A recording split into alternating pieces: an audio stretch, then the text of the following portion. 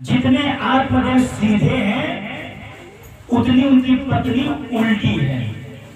जितने आत्मदेव जी सीधे हैं उतनी उनकी पत्नी जो है धुंधली देवी उल्टी है। आत्मदेव जी अगर इधर जा रहे हैं तो धुंधली देवी के इधर नहीं इधर चल रहे। बंधुओं, लोकवार्ता क्रूरा पायसो बहुचल पिता। धुंधली देवी का व्यवहार कैसा है? लोकवार्ता क्रूरा पायसो बहुचल पिता। कृपणा कलह प्रिया। बंधुओं, जब तक धुंधली देवी पड़ोसी से दो हाथ ना कर ले तब तक पेट का पानी नहीं पचता है। ऐसा उसका व्यवहार है। कुटिल स्वभाव के हैं। लोकवार्ता क्रूरा पायसो बहुचल पिता। हमेशा पड़ोसी के साथ बैठ करके एक दूसरे की चुगली हमेशा निंदा में वो संलग्न रहती है। आत्मदेव जी बेचारे वो तो बस यजमानों के यहाँ पे जाते हैं, पूजा पाठ करवाते हैं, लेकिन जितने आत्मदेव जी सीधे हैं उतने उनकी पत्नी उल्टी है। बंधुओं, एक लड़का था, वो नौकरी करता था, चाकरी करता था, उसके परिवार में कोई भी नहीं था, बस अकेला था। वो जब नौकरी पे जाता था तो खुद अपने हाथों से भोजन बनाता था और खाता था, बुझाता था। और जब नौकरी से वापस आता था तो स्वयं भोजन बना करके वो खा लेता था। एक दिन बगल में उसके मित्र ने कहा कि अरे भैया, आप अकेले हो, अच्छी खासा नौकरी है, शादी क्यों नहीं कर लेते? अरे शादी कर लोगे, पत्नी आ जाएगी तो भोजन बना देगी, भोजन करके जाओगे, नाश्ता होता टिफिन ले करके जाओगे, सभी तरह की सुविधा मिल जाएगी, आप शादी क्यों नहीं करते? तो उस लड़के ने क्या कहा? बोला भैया आप लड़की ढूंढ लो, मैं शादी कर लूंगा। बोला अच्छा ठीक है। और जो मित्र था वो नाई था, नौआ था, उसने कहा चिंता मत करो, मैं तो जजमान की भ्रमण करता रहता हूँ, बहुत सारी लड़की हैं। अब एक लड़की से उस नौआ ने शादी उनकी करवा दी, उस लड़के की। अब शादी हो गई, उस लड़के ने कहा देखो देवी, अब हमारी तुम्हारी शादी हो गई है, हम एक दूसरे जीवन साथी बन गए हैं। मैं अकेले पहले रहता था, नौकरी पे जाता था, जैसे तैसे घर में रहता था, घर में कुछ भी सजाया नहीं हूँ, लेकिन मैं जा रहा हूँ ड्यूटी में। अब तुम घर में रहना और अपने घर का देखभाल करना। जब तक पत्नी ना हो, जब तक गृहिणी ना हो, घर वो बेकार है, श्मशान घाट है। इसलिए देवी तुम आ गई, अब संभालो तुम घर को। अब मैं अपनी ड्यूटी पे जाते हैं। अब क्या हुआ कि जब वो ड्यूटी से वापस पुनः आया तो घर का सारा हरिया बर्तन कपड़ा लता सब बाहर में खा हुआ है। बोला देवी ये क्या हो रहा है? बोला आपने तो ये कहा था कि तुम बिल्कुल सजा के रखना, तो मैं तो पूरा सजा करके रखा हूँ, सब बाहर कर दिया। अब जितना वो लड़का करे वो उल्टा उतना करे। हे देवी भोजन बना लो तो नहीं बनावे, अगर उसे वही कर दे कि नहीं भोजन बनाना मेरे लिए, तो फिर भोजन बनाना है। मतलब वो उल्टा। वो लड़का एक दिन खींच गया, और जिसने शादी जो अगुआ बनता है वो बेचारा क्या कहें, उसकी स्थिति आप सभी लोग जानते हैं। लड़का तो से कुछ प्रॉब्लम तो बस लड़की तो है, ऐसा ऐसा हो गया, लड़की तो से तुरंत लड़का फोन, मतलब बेचारा अगुआ को कुछ मिलता नहीं सिर्फ गाली के अलावा जीवन भर। लेकिन उन दोनों को मिलाने में अगुआ का बड़ा ही बहुत सुंदर मतलब हाथ रहता है, और सबसे बड़ा पुण्य वही कमाता है। अगुआ तो बस लोग कहते हैं कि अगुआ जैसा मतलब कोई नहीं है, वही तो तीसरा है जो हमें और आपको मिलाता है। बंधुओं, अब उस नाई से कहा अरे भैया तुमने कैसी लड़की से शादी करवा ली, तो बिल्कुल उल्टी चलती है। बोला यही तो हमसे गलती हो गई, मैंने एक बात आपको बताने के लिए भूल गया था। बोला क्या? बोला सब कुछ तो ठीक करती है, लेकिन अगर इससे कुछ काम करवाना हो तो उल्टा बोलना तभी ये काम करेगी। अगर कहोगे घर सजा करना तो घर पूरा उजागर देगी, अगर कहोगे कि भोजन बना करना तो ये भोजन नहीं बनाएगी। इससे अगर भोजन बनवाना तो देवी तुम भोजन मत बनाना तभी ये बनाएगी। ये उल्टी चलती है, इसकी खोपड़ी उल्टी है। अब क्या हुआ? उस लड़के ने कहा अच्छा ठीक है। उसी समय कुंभ का मेला चालू हो गया था। अब उसने सोचा कि सभी लोग कुंभ स्नान करने के लिए जा रहे हैं, 12 साल में एक बार लगता है और अमृत का दर्शन भी होता है, हमें पान भी करते हैं। तो अगर इसे कहें कि देवी तुम चलो कुंभ मेला गंगा जी स्नान करावे, ये तो जाएगी नहीं, और मुझे तो जाने का मन है, और पत्नी के साथ अगर कुंभ स्नान करे तो और धर्म है। तो उसने क्या किया कि अगर क्या अपनी पत्नी के पास गया, बोला देवी हाँ, बोला देखो 12 साल में एक बार कुंभ मेला लगता है प्रयागराज में, सभी लोग स्नान करने के जा रहे हैं, हम लोगों को नहीं जाना है। उसने कहा क्या कहते हो जी, सभी लोग जा रहे हैं, हम लोग नहीं जाएंगे? जाएंगे। तो यही तो मैं चाहता हूँ कि तू चल। अब क्या हुआ बंधुओं, वो लड़का ने कहा, सोचा मन में कि अगर कहूँ कि ट्रेन में कुछ खाएंगे पिएंगे, कुछ बना लेना पूरी उड़ी, तो भूखे मर जाएंगे, लेकिन ये तो बनाने वाले, अब इसको उल्टा बोलना पड़ेगा। तो लड़के ने कहा कि देवी देखो सभी लोग खाने के लिए ट्रेन में ले जा रहा है, हम लोगों को लेना नहीं है, वही खाएंगे। मुझे क्या करते हो, इतने पैसे खर्चे करेंगे? अरे यही पूरी बनाती हो ना, तुरंत पूरी सब्जी तैयार। बोला अच्छा देवी एक काम करते, सभी लोग ट्रेन से जा रहे हैं, हम लोग पैदल चलेंगे। बोले नहीं ट्रेन से चलना है। बोले यही तो हमको करवाना है तुझसे। हम उसको लेकर के जैसे तुझे ट्रेन में बैठा, बोला हे परम पिता परमेश्वर, यहाँ तक तो रास्ता मेरा ठीक है, अब आगे गाड़ी की पहिया चली प्रयागराज, जैसे जैसे भगवान की कृपा से वो लड़का पहुंचा अपनी पत्नी के साथ में। अब गंगा जी स्नान करने के लिए गए। अब गंगा जी में जब उसने डुबकी लगाया उस लड़के ने, तो बंधुओं गंगा जी में जब भगवान के सामने जाते हैं तो सच कहता हूँ झूठ जो है मुंह में बंद हो जाता है। फिर वहां पे मंदिर में जब तक रहते हैं मन ठीक रहता है, झूठ निकलता ही नहीं है, क्योंकि वहां पे परमपिता परमेश्वर की विशेष कृपा हो जाती है, दर्शन उनका पाते ही। तो गंगा जी में जैसे स्नान किया उसके मुख से झूठ निकला ही नहीं। उसने क्या कहा अपनी पत्नी से कि देवी सुनो, गंगा जी बहुत गहरी है, उधर मत जाके स्नान करना, यहीं पे स्नान कर लेना। अब उसकी पत्नी ने कहा क्या कहते हो जी, गिरिडीह जिला धीरो सिंगा से चल के प्रयागराज पहुंचे, उतने दूर से आए और जाके गहराई में स्नान करेंगे तो फिर क्या है? अब बंधुओं ये बोलते बोलते उसने छलांग लगा दी। अब लगा दी तो बह गई, गोविंदाई न बोलना। अब उसके पति ने रोने लगा, हे भगवान मुझसे तो सच निकल गया, अब क्या करें? तब तक क्या हुआ कि जो जल में जो बचाने वाले होते हैं नाव से वहां पे पहुंचा प्रशासन। अब जिधर पानी बह रहा था उधर जाल लगा कि इधर होगा, तब तक उसका पति ने कहा भैया जाल उधर मत लगाओ, इधर लगाओ। प्रशासन ने कहा भाई पानी इधर बह रहा है इधर ही तो मिलेगी। अपनी पत्नी बोला नहीं, ये जीवन भर उल्टी चली है, उल्टा ही मिलेगी, जाल उल्टा ही लगाओ, जिधर बह रहा उधर मत लगाओ। उसी तरह आत्मदेव जी के पत्नी है धुंधली देवी, क्रूर स्वभाव के हैं, जब तक पड़ोसी से दो हाथ ना कर ले तब तक उसका पेट का पानी नहीं बचता है।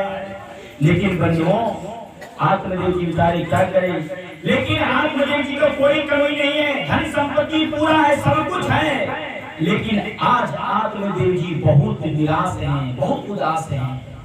आत्मदेव जी मन में सोच रहे हैं कि देखो तो इतनी उम्र निकल गई, हमारे घर में कोई धन संपत्ति की कमी नहीं, आज हमारे घर में कोई बालक नहीं है। ध्यान देंगे बंधुओं, आज हमारे घर में कोई बालक नहीं है। पड़ोसी भी ताने मारते हैं, क्या कहते देखो तो आत्मदेव अपने आप को बहुत बड़ा पंडित समझता है। अरे देखो तो न जाने इसने कौन सा पाप करके आया है जो इसे एक भी संतान नहीं है। ये पापी है, ये पंडित नहीं है, ये तो न जाने कितने पाप किया, इसलिए इस जन्म में से भुगतना पड़ रहा है। बंधुओं से कहता हूँ भगवान से यही प्रार्थना कीजिएगा कि पड़ोसी अच्छा मिले। जिसको पड़ोसी अच्छा नहीं मिलता उनसे हाल चाल जाकर पूछ लीजिएगा, सुबह सुबह चालू हो जाता है। बंधुओं आत्मदेव जी ने मन में सोचते हैं कि ना जाने मुझसे कौन सा पाप हो गया है जो मैं अपने पूर्वज को भी जल देते हैं तो स्वीकार नहीं करते हैं, अपने पूर्वज को भी जल नहीं देते हैं तो स्वीकार नहीं करते, हमारे पितृ स्वीकार नहीं करते हैं। और ना जाने हमसे कौन सी गलती हो गई जो हमारे घर में गाय भी है लेकिन उसका भी कोई बछड़ा नहीं। हमारे घर में तुलसी की पौधा लगी हुई है लेकिन जब जब तुलसी की पौधा लगाता हूँ तब तक सूख जाती है। बंधुओं, आत्मदेव जी रुदन करने लगे, उदास हो गए कि ये धन संपत्ति किस काम का जब संतान ही ना हो। मन में वो विचार करते हैं कि राजा दशरथ जी जब देवासुर संग्राम होने लगा था, होने वाला था, जब इंद्र ने जब सभा में सभी लोगों को बुलाया गया था, राजा दशरथ जी भी स्वर्ग पहुंचे तो जिस सिंहासन पर राजा दशरथ जी बैठे थे, राजा दशरथ जी के वहां चले जाने के बाद इंद्र ने कहा कि जिस जगह पे जिस गद्दी पे राजा दशरथ बैठा था उसके ऊपर जाके गोबर का लीपा लगा दो। क्यों? क्योंकि राजा दशरथ का एक भी संतान नहीं है, इसलिए जिस जगह पे वो बैठा है वो जगह अशुद्ध हो गया है। यही सब नाना प्रकार का तर्क करके आत्मदेव जी बहुत उदास रहते हैं। एक दिन मैंने विचार किए कि मैं आज अपने प्राण को त्याग दूंगा, आज अपने जीवन को मैं त्याग दूंगा। बंधुओं, वहां से आत्मदेव जी चल देते हैं।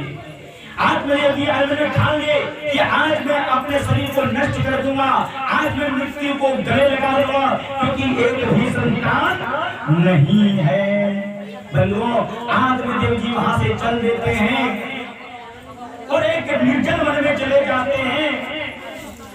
बंधुओं, एक बट वृक्ष के पेड़ के नीचे जाके बैठते हैं। उस बट वृक्ष के सामने एक सरोवर है, उस सरोवर में जल पीते हैं और उस पेड़ के नीचे बैठ जाते हैं। और बैठने के बाद वो मन में सोचने लगते हैं कि मेरा एक भी संतान नहीं है। अरे संतान नहीं है कोई बात नहीं, अगर गाय भी कोई बछड़ा दे देती तो उसी को मैं अपना संतान मान लेता, लेकिन कुछ भी नहीं है। तुलसी का पौधा लगाता हूँ वो भी सूख जाती है, मैं अपने पितरी को अपने पूर्वज को जल देता हूँ तो वो भी अस्वीकार कर देते हैं, जल नहीं स्वीकार करते मेरे हाथ का। और पड़ोसी भी ताने मारते हैं, आज तो मैं अपना प्राण त्याग करके रहूंगा। लेकिन बंधुओं, उसी समय एक संत भगवान उधर से निकल रहे थे। देखे कि एक ब्राह्मण, एक विप्र देवता बरगद पेड़ के नीचे बैठे हुए हैं, वो रो रहे हैं, वो उदास हैं। क्यों रो रहे हैं जाके पूछना चाहिए। संत भगवान ने उस ब्राह्मण से जाके पूछा, नैया ध्यान देना, सभी लोग ध्यान दीजिएगा। संत भगवान ने जाके उस ब्राह्मण से पूछा, क्या कथम रोदसी विप्रत्वं काते चिंता बली वदत्वं सत्वरं मह्यं स्वस्य दुःखस्य कारणं। बंधुओं, संत भगवान ने कहा, हे विप्र देवता, कथम रोदसी विप्रत्वं, आप क्यों रो रहे हैं? काते चिंता बलियसी, क्या चिंता है? और अगर कोई चिंता है तो वदत्वं स्वस्य दुःखस्य कारणं, वह चिंता का कारण हमें बताने का अति शीघ्र कृपा करें। संत भगवान ने इस तरह से कहा तो मालूम है आत्मदेव जी ने कहा कि हे संत भगवान, सबसे पहले तो मेरा प्रणाम स्वीकार करें। और आत्मदेव जी कहते हैं कि हे संत भगवान, मैं आज यहाँ पे अपने प्राण को त्यागने आया हूँ। बुरा प्राण, अरे सभी लोग कहते कि आत्मरक्षा को धर्म, सबसे बड़ा धर्म कि अपने आत्मा की रक्षा करो, अपने प्राण की रक्षा करो। और आज तुम अपने प्राण को ही नष्ट करने जा रहे हो, इतना बड़ा विद्वान होते पर भी। बंधुओं, आत्मदेव जी ने कहा कि मैं अपने प्राण को इसलिए नष्ट करने जा रहा हूँ कि मेरे घर में एक भी संतान नहीं है, मेरे घर में एक भी संतान नहीं है, इसलिए मैं प्राण को त्यागने जा रहा हूँ। और मैं इसलिए आप त्यागने जा रहा हूँ कि कोई बात नहीं, मेरे घर संतान नहीं है तो तुलसी का पौधा भी लगाते तो भी तुलसी सूख जाती है। अरे मेरे घर में एक गैया है संत भगवान, वो भी, उनकी भी कोई बछड़ा बछड़ी कुछ भी नहीं है। पितर लोग हमारे दिए हुए तर्पण स्वीकार नहीं करते हैं, पड़ोसी ताने मारते हैं, तो मैं जी करके क्या करूंगा। संत भगवान ने कहा बंधुओं ध्यान दीजिएगा, संत भगवान ने कहा, हे आत्मदेव जी, संतान नहीं है, समझ लीजिएगा, संतान नहीं है। संतान है तो परमात्मा की आपके ऊपर कृपा है। ध्यान दीजिएगा, अगर संतान है तो परम पिता परमेश्वर की कृपा है, और अगर संतान नहीं है तो समझ लीजिएगा कि परम पिता परमेश्वर की परम कृपा है, सबसे ज्यादा कृपा है। अगर संतान नहीं है तो बाल के बिहारी जी को अपना बेटा बना लो, भोले बाबा को बेटा बना लो, अरे किसी को भी बेटा बना लो, संतान बन गए। भगवान को जिस रूप में पुकारोगे उसी रूप में आएंगे। जागी रही भावना जैसी प्रभु मूर्त देखी तिरतेसी। जब जनक जी के यहाँ स्वयंवर जब होने वाला था, धनुष यज्ञ जब प्रारंभ हो गया, तो सभी राजा लोग बैठे थे धनुष को तोड़ने के लिए। जब राम जी वहां पे जब पहुंचे, तो जो राजा धनुष तोड़ने के लिए आए थे, राजा लोगों को जो है राम जी काल के रूप में दिखाई दिए, और जो संत थे वो राम जी भगवान पिता ब्रह्म के रूप में दिखाई दिए, और जो स्नेह करती थी स्त्रियां वो भगवान पति के रूप में दिखाई दिए। जैसे कि मैं अगर लाल चश्मा पहन लूंगा तो दुनिया पूरी लाल दिखाई देगी, आप लोग भी लाल दिखाई देंगे। अगर ब्लैक एंड व्हाइट पहनेंगे तो सब आप लोग व्हाइट व्हाइट दिखाई देंगे। काला पहन लेंगे तो सभी लोग काले काले दिखाई देंगे।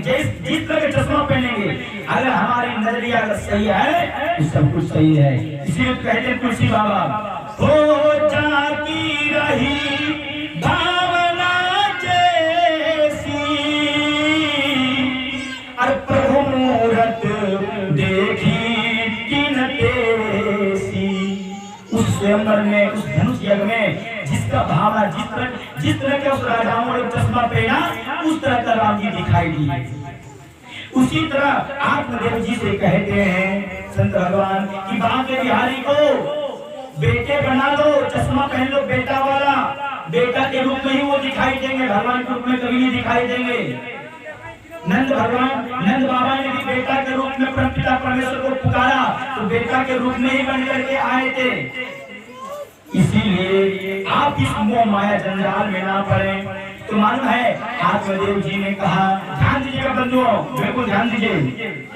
आत्मदेव जी ने कहा कि नहीं संत भगवान, क्या कहते हैं आत्मदेव जी, जीवितम प्रजाहीनम, ध्यान दीजिएगा बंधुओं, धिक जीवितम प्रजाहीनम, धिक गृहं च प्रजाविना, धिक धनं च नपत्यस्य, धिक कुलं संतति विना। आत्मदेव जी कहते हैं, हे संत भगवान, धिक जीवितम प्रजाहीनम, जिस प्रजा का राजा ना हो वो प्रजा धिक्कार है, क्योंकि राजा है तभी प्रजा सुरक्षित है। धिक जीवितम प्रजाहीनम और धिक गृहं च प्रजाविना, जिस घर में परिवार ना हो वो घर भी धिक्कार है। और धिक जीवितम प्रजाहीनम, धिक गृहं च प्रजाविना, और धिक धनं च नपत्यस्य, वो धन भी बेकार है, वह धन भी, वह पैसा भी, वो सोना चांदी भी बेकार है जिस धन का मालिक ना हो। ध्यान दीजिएगा, जिस धन का मालिक ना हो वो धन भी बेकार है। धिक जीवितम प्रजाहीनम, धिक गृहं च प्रजाविना, धिक धनं च नपत्यस्य, धिक कुलं संतति विना, वो कुल भी धिक्कार है जिस कुल में संतान नहीं है। आत्मदेव जी कहते हैं, हे संत भगवान, मेरे कुल में कोई संतान नहीं है, इसलिए मैं अपने प्राण को त्यागने के लिए आया हूँ। आप मुझे वरदान दे दीजिए, आशीर्वाद दे दीजिए। लोग कहते हैं, ग्रंथों में लिखा है, पुराणों में लिखा है, वेदों में लिखा है कि संत अगर कृपा कर दे, संत अगर आशीर्वाद दे दे तो मनोकामना निश्चित पूर्ण हो जाता है। इसलिए आप मुझे आशीर्वाद दीजिए संत होने का, और अगर आप आशीर्वाद नहीं दिए तो आपके चरणों में अपना सर पटक के हम मर जाएंगे, आप ब्रह्म हत्यारा कहलाएंगे। इसलिए आप जल्द से जल्द मुझे आशीर्वाद दे दीजिए संतान प्राप्त का। संत भगवान ने कहे, भगवान मैं अच्छा खासा उधर जा रहा था, मैं आके यहाँ पे कहाँ फंस गया।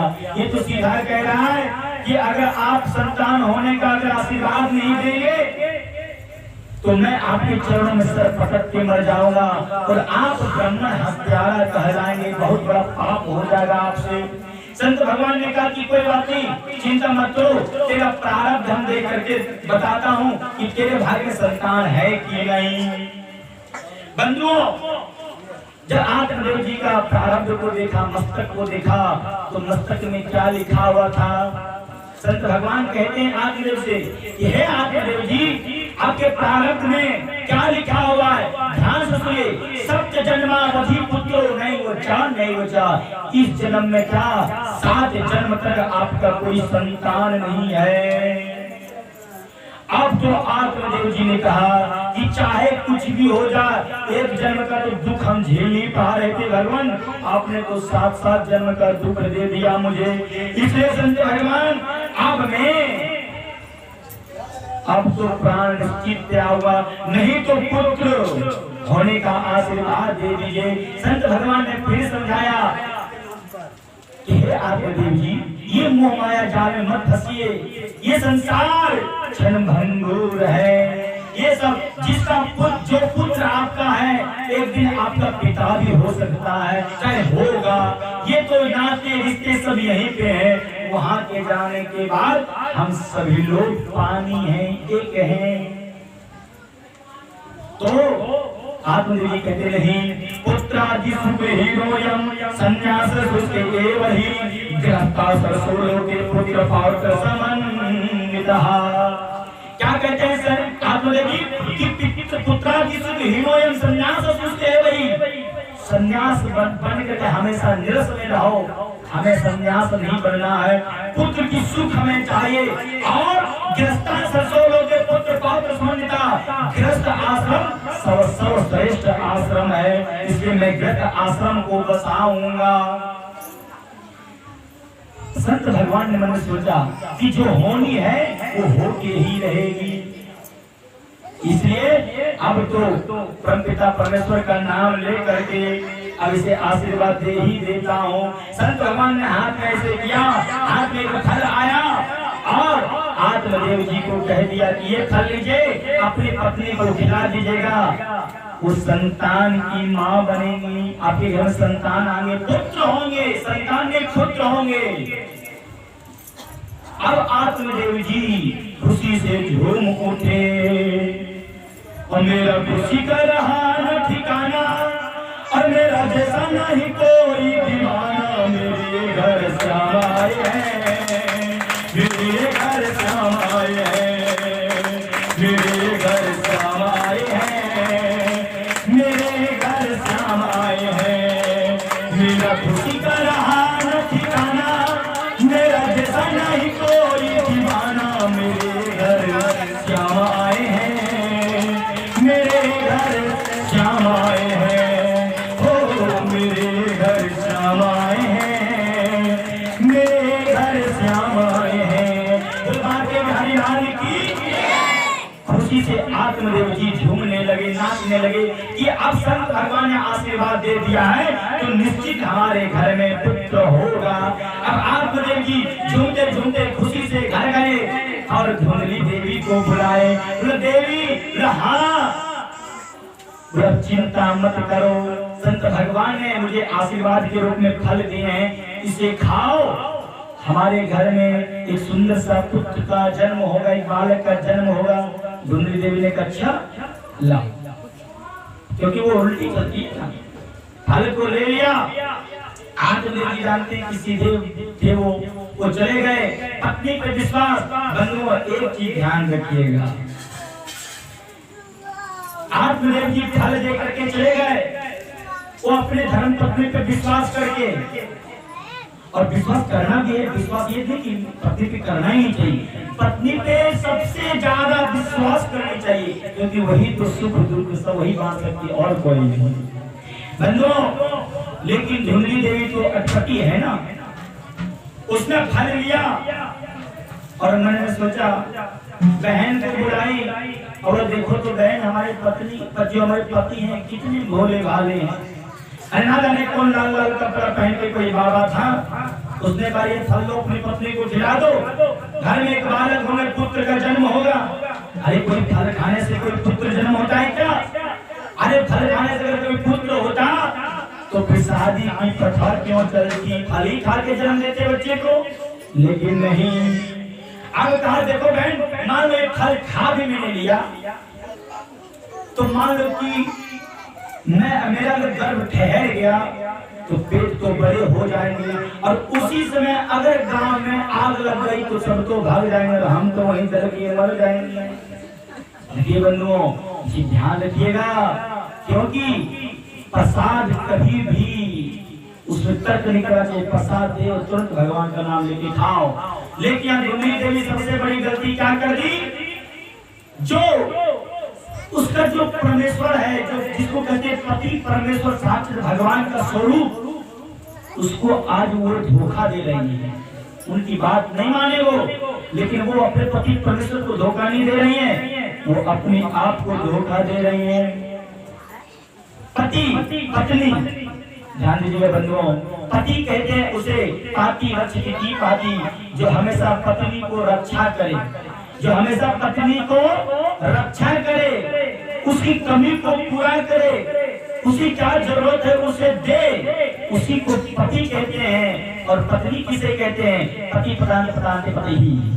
पत्नी कहते हैं उसे जो पति को पतन होने से बचाए, उसी को तो पत्नी कहते हैं। पति अगर शराब पी रहा हो, गलत रास्ते में जा रहे हो, तो पत्नी को लगाम कसना चाहिए कि नहीं, ऐसे आप नहीं कर सकते हैं, उसी को पत्नी कहते हैं। और पति भी उसी को कहते हैं जो पत्नी को हमेशा ख्याल रखे, ध्यान रखे, सब कुछ रखे, क्योंकि सारी दुनिया को छोड़ करके आपके पास आई हैं, और सारी दुनिया को छोड़ के आपके पास आए हैं। आप ध्यान नहीं रखोगे तो कौन रखेगा? बंधुओं, एक पिता है आज के डेट में, मालूम है दहेज, ये जो दहेज चला, इसके कारण आज बहुत बेटी की हत्या हो रही है, मात्र इस नोट के कारण। एक पिता था, उसने अपनी बेटी की शादी की, और शादी करने के बाद क्या हुआ कि शादी की सब कुछ जो भी होता देने में सब कुछ हो गया, लेकिन जो लड़का था उसने कहा कि मुझे तो और चाहिए, क्या चाहिए? धन चाहिए। पत्नी से कहा कि मांगो पिता से। पत्नी ने मांगे अपने पिता से, पिता की जितना शक्ति हो पाई उसने दिया, लेकिन बंधुओं और फिर कहा, सभी लोग घर वाले मिलजुल कर उसको प्रताड़ित करने लगे। पूरा बेचारी वो अकेला, सोचिए पूरी दुनिया छोड़ करके आपके पास आई और पूरे परिवार आप लोग ऐसा कर रहे हैं। एक दिन बेचारी को उसका हत्या ही कर दिया उसने। सभी लोगों ने, सभी लोग जितने भी लोग से थे, सभी लोग मिलके उसका हत्या कर दिया। उसका बाप था गरीब, घर द्वार को बेच करके अपनी बेटी को शादी किया था, और जब बेटी की मृत्यु का जब सूचना उसे प्राप्त हुई तो पिता रोने लगे। बेचारा गरीब था, केस मुकदमा भी नहीं लड़ सकता है। बेटी को हाथ में लिया, गोद में लिया, और वहां से पैदल चल दिया अपने बेटी को लेकर के, और पिता ने बीच रास्ते में बेटी को लिटा दिया। और पिता ने कहा क्या? करके तेरे हाथ पीले, ये बेटी मुझे क्षमा करना, करके तेरे हाथ पीले तुझे दुल्हन बना दिया, इन धन के लोभी शैतानों ने तुझे जिंदा जला दिया। बेटी मैंने तुझे हाथ पीला कर दिया, तुझे दुल्हन भी बना दिया, लेकिन ये धन के लोभी जो शैतान है, जो शैतानी इसके रूप में जो सवार है, इसने बेटी तुझे जिंदा जला दिया। बेटी मुझे क्षमा कर दो, मुझसे तो कोई गलती नहीं हुई है, लेकिन बस एक ही गलती हुई है क्या? जो इस शैतान के हाथ में दे दिया। करके तेरे हाथ पीले, बाप पिता वहीं पे रो रहा है और कह रहा है करके तेरे हाथ पीले और तुझे दुल्हन बना दिया, इन धन के लोभी शैतानों ने और तुझे जिंदा जला दिया। भैया तो हम हैं, बेटी नहीं तो हम कोई नहीं, कोई भी नहीं है सृष्टि में। अगर सृष्टि को बढ़ाने में सबसे बड़ा अगर योगदान है तो बेटी ही है, माँ ही है। बंधुओं सोच के देखिए, हम सभी लोग तो अपने वही भाई के पास रहते हैं, वही पिता के पास रहते हैं, कहीं हम लोग को जाना नहीं पड़ता है। लेकिन बेटी को हर एक प्रकार से उसको दुख झेलना पड़ता है। जन्म लेते ही पिता क्या कहते हैं, ये तो पर घर की है, पर घर जाएगी। बताओ, बेटी को पर घर चली जाएगी, और जब वहां पे पहुंचती ससुराल में तो वहां के लोग कहते पर घर से आई है। तो हम आप सभी लोग पूछ रहे हैं, तो बेटी है किस घर की? हमारी बेटी जन्म होती है तो मैं कहता हूँ ये पर घर की है, और जब वही बेटी ससुराल में जाती है तो वहां के लोग कहते हैं ये पर घर से आई है। तो बेटी है कहाँ की? बंधुओं, बेटी पे इतना जुल्म मत करो। अरे बेटी को जो आदेश कर देते हो, जिस पर एक गाय को, गैया को कहते जाओ उधर जाओ, हाँ को देते हो तो गैया उधर चली जाती है। उस पर बेटी है, बेटी को झर गिरा कर देते उधर चली जाती है, एक बार भी नहीं पूछती है। लड़का लोग तो कहता है लड़की देख लेंगे कितना फीट का है, गोरी है कि काली है, लेकिन लड़की एक बार भी कहती है कि कहाँ दे रहे हैं शादी, जंगल में कि शहर में कि एसी रूम में? लड़का कितना कितना फीट का। आज तक तो शादी कर जाते हैं लड़के लोग तो रींच टेप लेके जाते हैं, नाप भी लेंगे, नाप भी लेंगे। मैं वृंदावन में रहा हूँ, कितने हमारे साथ में हो चुका है घटना। अभी देहात में भगवान कृपा से नहीं आया, लेकिन देहात में भी आ गया। रींच टेप लेके जाने लगे, जो शहर से आए तेरे को मेरे को बोल करके, और आने वाला थे